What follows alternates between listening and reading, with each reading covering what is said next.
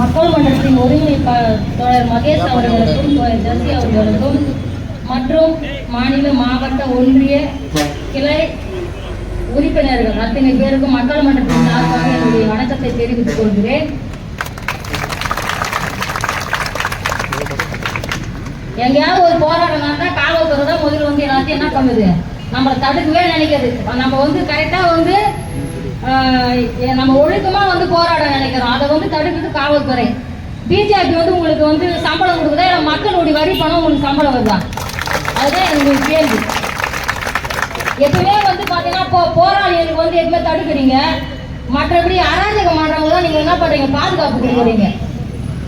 ஒரு பெண் தலைவர் நடக்கிற ஒரு மக்கள் மன்றம் பாத்தீங்கன்னா பெரிய ஒரு அதிசயமான விஷயம். இது வந்து பாத்தீங்கன்னா எந்த அமைப்பு வந்து பெண் தலைவர் நடந்த சரித்திரமே கிடையாது. நாளைக்கு காவல்துறைக்கு ஒரு ஆபத்து வருதுன்னா மக்கள் மட்டும் தான் பஸ் வந்து நிற்க, வேற யாரும் நிற்க மாட்டாங்க. அதை பற்றி புரிஞ்சுக்கணும். காவல்துறை வந்து புரிஞ்சுக்கிற விஷயம் வந்து இந்தி திணிப்பு, அதுக்கப்புறம் பாத்தீங்கன்னா தேசிய கல்வி கொள்கை. இந்தி எங்களுக்கு எதுக்கு தேவை? இந்தி எது நாங்கள் கற்றுக்கணும்? எங்களுக்கு 2 மொழியே போறாதா? 3வது மொழி எங்களுக்கு எதுக்கு?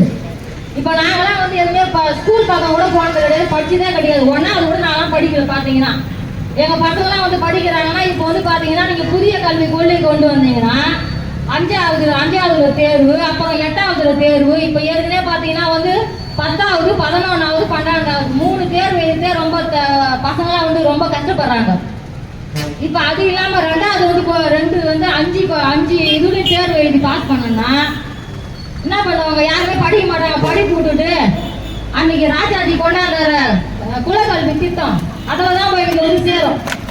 யாருமே படிக்க முடியாது. கல் அடக்கணும், கல் அடக்கணும், மரம் வெட்டணும், ஆச்சரிய வேலை செய்யணும், ஆச்சரிய வேலை செய்யணும். இதுதான் நடக்கும். இதுதான் உங்களுடைய பாஜகவுடைய திட்டமே இதுதான். அதுக்கப்புறம் பார்த்தீங்கன்னா வந்து பிள்ளைங்க படிக்கிறதுக்கு நிதி கேட்டா முதலமைச்சர் பார்த்தா நீங்க இந்தி ஏற்றுனாதான் வந்து எங்களால் நிதி கொடுக்க முடியும். இது எவ்வளவு ஒரு அராஜகம். அந்த பாஜகவுடைய திட்டத்தை பார்த்தீங்கன்னா வந்து இதுதான். இதுக்கு வந்து என்ன பார்த்தீங்கன்னா ஒரே நாடு, ஒரே தேர்தல், ஒரே கட்சி, ஒரே மொழி கொண்டு வரதான் பாஜகவுடைய திட்டமே. அதுதான் மக்கள் எல்லாரையும் அதுதான் பண்ணணும்.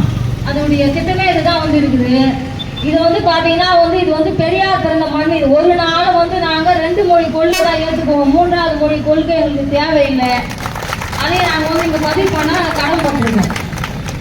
அதுக்கப்புறம் பார்த்தீங்கன்னா வந்து புரட்சியாளர் அம்பேத்கர் சொல்லியிருக்காரு, அதாவது தந்தை பெரியார் சொல்லியிருக்கிற அடங்கி வாழ்வது அவமானம், போராடி வாழ்வது தன்மானம். நான் யாருக்கு அடிமையில, எனக்கு யாரும் அடிமையில சொன்னவர் தந்தை புரட்சியாளர் அம்பேத்கர். மக்கள் மன்றம் பார்த்தீங்கன்னா எல்லாருக்கும் எல்லாம் கிடைக்கணும். பொது உடைமை சித்தாந்தம் தான் மக்கள் மன்றம் வந்து இன்னைக்கு தான் நீங்க போராடிக்கணும். எல்லாருக்கும் எல்லாம் கிடைக்கணும். அதுதான் வந்து மக்கள் மன்றமுடைய கொள்கையா அதுதான். அதை வந்து இன்னைக்கு என்ன வந்து பாஜக வந்து எங்களை கொண்டுனே வருது. ஏதாவது ஒரு திட்டம் ஜனங்கள் வந்து நிம்மதியா வருதே கிடையாது. ஏதாவது ஒரு திட்டத்தை கொண்டு வர வேண்டியது ஜனங்கள் என்ன பண்றது, இதே தான் திரும்ப மாட்டேங்குது. அதனால நாங்கள் சொல்லிக்கிறது என்னன்னு பார்த்தீங்கன்னா எங்களுக்கு வந்து இந்த இந்தி திணிப்பு தேவையே இல்லை. வட மாநிலம் என்ன வந்துருக்குது, இந்தி திணிப்பால் என்ன வந்துருக்கு சொல்லி பார்ப்போம்.